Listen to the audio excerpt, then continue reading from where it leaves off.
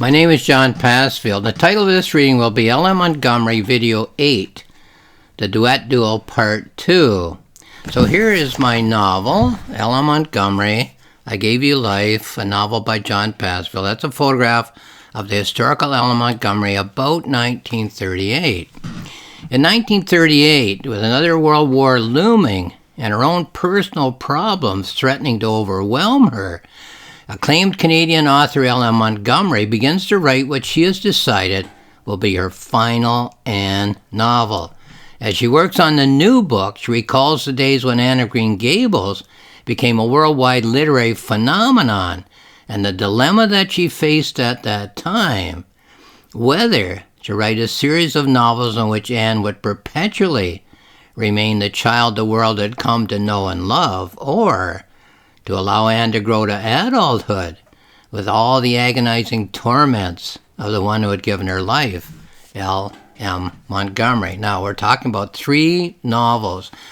This is my novel, as I've just said, M Montgomery, I Gave You Life. In this novel, in 1938, M Montgomery is an author who is writing a new novel. She is writing Anne of Ingleside, which she has decided will be the last novel in which the character Anne Shirley will appear. Now, as she's working on this novel in 1938, she thinks back to 1905, when she had just written Anne of Green Gables, and it had just become a worldwide sensation, and she had been given the opportunity to write more Anne novels. So the question at that time was, should I keep Anne as a child? The world loves her, I love her, or should I let her grow up as real people get to do, real children get to do? So that was the dilemma at the time, and it's the dilemma now in her thoughts. In 1938, she's reliving that dilemma. In a way, you could say, well, was I right or wrong in what I did decide to do? But she's living it as if it's the present moment, this 1905 dilemma. In a previous video presentation, I read the first 5 chapters of Duet Duel Thought in the mind of the main character, M Montgomery. I explained in that presentation that a duet suggests harmony and a duel suggests disharmony.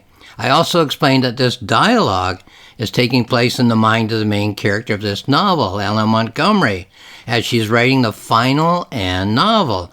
The final novel in which Anne, the character, will appear throughout the 16 chapters of thought in which the duet duel appears.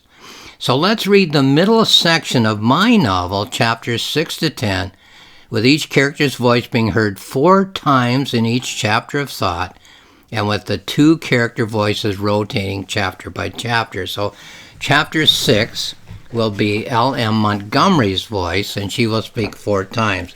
Let's go to page 42 then. And here it is. Okay, M Montgomery speaks to her character Anne. Anne, I have a dilemma. That is why I so wanted to talk to you. Oh, how all those years come back to me. Years of brightness and kindness and hope. You on the brink of your future life and my life about to change, but still quite manageable. I had just finished signing the contract for more books about Anne, about you. I wondered how to write them. Should I have my Anne grow up, or should I write a series of books about Anne as a perpetual child in Avonlea? And now I have to decide what I should do. Do you know the sword of Damocles, Anne? Did I put it in the book? Well, it means living, existing, with something terrible hanging over one's head. Something abominable which always seems about to drop. And I don't necessarily mean the physical Anne, being swept away by flood and field. Well, yes, of course I do, but there are wounds far worse than physical, my girl. The physical is the least of the lives we lead. I can't bear the thought of you ever growing up, Anne. The perils that lie in wait for you are frightening to behold. You have no idea what I have suffered since last we talked. Of course, you've never read my journals, so how could you? You could never read my journals unless I put them in your books. And I assure you, Anne, that I will never do. Okay, then we turn over the page to page 46. L.M. Montgomery continues speaking to Anne. It's just that terrible things can happen to nice people, even to people as nice as, well, I won't say myself, but people as nice, Anne, as you. You don't deserve to suffer some of the things that have happened to me. Who are you and who am I, Anne? That is always in my mind. I took a vow to always keep us completely apart. Don't you see that I can create another world, a fictional world, an Anne world, a world in which only nice things happen to nice people? And I could visit you. Don't you see, I could visit from time to time, visit with you as I am doing today. But Anne, if our worlds were the same, where would I go when I need relief? Where would I go when life is too much for me to bear? What would I do without Avonlea? Where would I go to escape the threat of my Damocles' sword? Your world is the only thing that keeps me from despair. Well, that was chapter 6. Chapter 7 is Anne's chapter, and she speaks to her creator, L. Montgomery, 4 times. Here's Anne. You say you have to make a decision whether to keep me inside this book, whether to let the Anne of Green Gables world be my entire life. Excuse me. Are you asking my advice? Are you giving me a choice, or are you just taking my opinion into account? You didn't ask if I wanted to be born. You didn't ask if I wanted to be an orphan. You didn't ask me whether I wanted both parents to die. You gave me yearnings, but no control. I shudder when I think how I yearn to live here on this farm. I shudder to think what would have happened if Matthew and Marilla had said no. And the world of that asylum, and those people at the lumber camp, did you expect to make merely a mention and let it go? Those people were very real to me. You created the world I had to live in. You gave every one of those characters control over me. Even Mrs. Spencer's mistake. She sent a girl instead of a boy. Her blunder could have been a cataclysm for me. She gave me a glimpse of the enchantment of the island, of trees and fields and flowers, of marble halls and shining lakes and white ways of delight. It was a world of powerful people. They were looking me up and down. I was terrified that they wouldn't let me stay. You say you have a choice. I say you have half a choice. You made the first half of that choice when you dipped your pen in the ink and wrote the first words, Anne of Green Gables, at the top of the very first page. I want life. I want all of life. I will imagine it if you refuse to make it real. Please, Mrs. Montgomery, you cannot desert me now. To be an orphan is a terrible thing. No, you cannot make me an orphan all over again. Well, that was chapter 7 with Anne speaking. Here's chapter 8 with L.M. Montgomery speaking 4 times to her character, her imaginary character, her fictional character, Anne. Oh, Anne, you ask far too many questions. Why would you care to know anything about my life? Everything I want you to know is in the book. Anne of Green Gables is your world. It has a cover on the front and on the back. Everything between those covers is yours to love and cherish and enjoy. Everything outside those covers is not for you to know. And that goes for everything else in Avonlea. That goes for everyone else in Avonlea. A world with a world with a padlock on the door and freedom inside. The book was written when I was a certain age. I was about to leave for a new and distant world. I wanted to capture what life had been like for me to that time. I was a very sensitive child. Many things had happened to me. Half my life was lived in joy and half in pain. I took my childhood and split it in half. There was the light and there was the dark. I decided that I would write about the light. She continues on, Ella Montgomery. So, who would live this life? This life that I would capture in a book. This life to be always light and never dark. And that's where you came in. I needed a girl to sit on the shingles, to talk to Matthew on the ride, to lighten up the world as they drove along. I dipped my pen in the ink. Well, I wrote Anne of Green Gables on the top of the page, and you became the better half of me.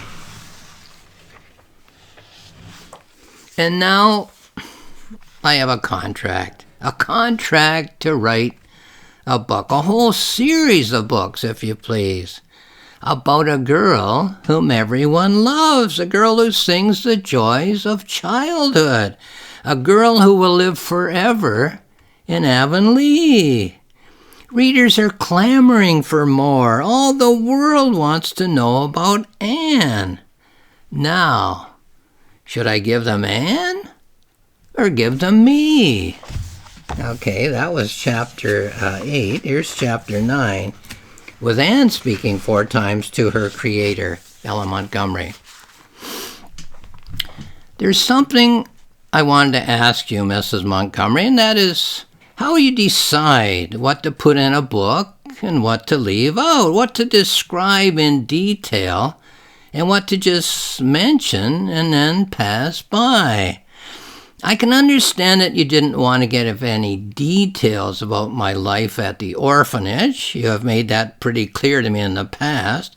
I agree that it would have been painful to me as well, but why is there not more detail about my parents, about their life together before I was born? Everything in the book is mine. You have made that clear to me.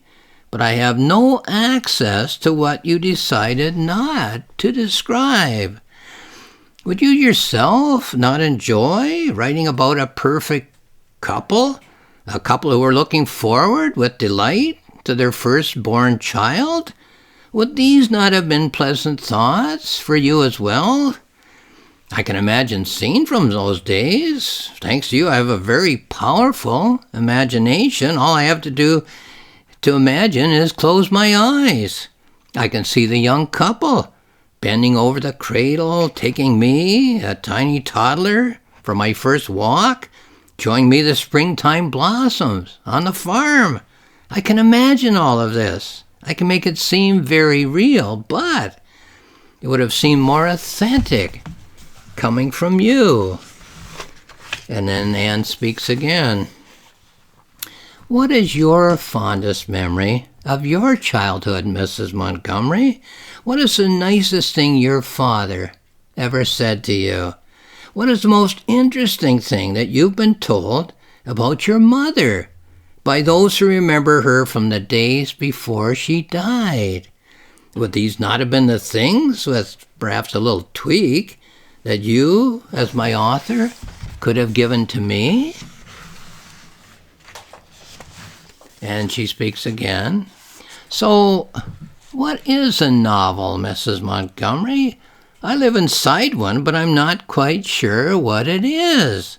What is a novel? Just what does it do? Is the novel written for the benefit of the characters? Is it written for the benefit of the author alone? Are we good friends, or are we good enemies, we two? You speak of drowning and being saved, of being adrift on stormy seas. Is the novel doing what you had hoped it would do for you?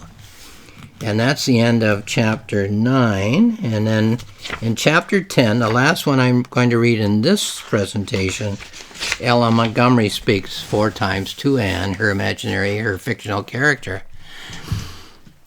If life goes on, Anne, you will eventually experience all the things that you so understandably yearn for now. An education, a profession, a place in a community, perhaps a husband, a child, or perhaps a number of children. We shall see. But Matthew is gone. Marilla is old. Mrs. Lynde is aging too. So if life in Avonlea goes on, every one of our people will die of old age too.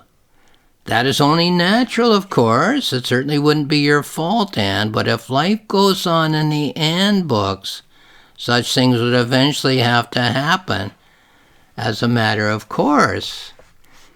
And you, Anne, after your prime, after the first blush of enjoyment, perhaps earlier than you would think, the bloom might fade. Not every seedling grows to fruition. Not every dream breaks out into bloom. What you have now can be yours forever. What you hope to have in the future might never come true.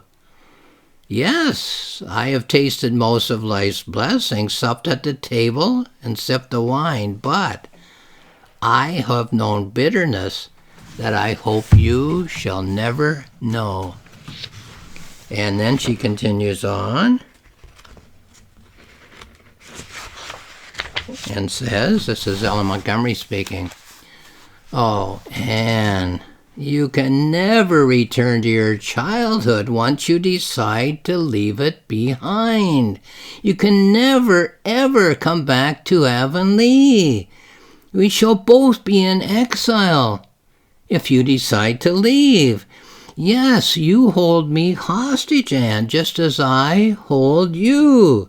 As you are my prisoner, so am I yours. Linked together as frolicking angels, chained together as galley slaves, floating on clouds or awash in a turbulent sea. Should I accede to your request? I am the author, after all. Why should I relinquish the power that is mine? Consider my position, Anne. You are asking me to favor you over me. Would you stand upon the shore and watch me drown? Would I not rescue you in my turn? The world is a turbulent sea, and shipwrecked sailors battle the surf. The waves are battering the ship to splinters. Some are rescued, but some are not. We cling to each other, Anne, though you are so blissfully unaware. And I am in a position to rescue both you and me." And then M Montgomery speaks for the 4th time in this chapter. "Oh, Anne, you dear, dear girl. It is a very cruel world, Anne. My own adulthood has had its rewards, yes, but it has been filled pretty much to the brim, Anne, with misery. And you are in such a unique position. I don't believe you're fully aware of just how unique and how truly desirable your situation is. You could be the child, Anne, who remains a perpetual child, a person in this world of pain who suffers no pain. Oh, there will be plenty of books for sure. You need not worry about that. In a moment of weakness, I signed a binding contract, and I must write these handbooks now, even though I'm having regrets, or I will be in a position of one who has broken her word. Moreover, on top of all my troubles, Anne, I would also be a person who has broken the law. And don't you think old Page would go kindly with me in court? He would have his pound of flesh before the law. No, you are living on an island of sunshine and minor flaws. And you must hug your childhood to you, Anne, and stay just exactly as you are.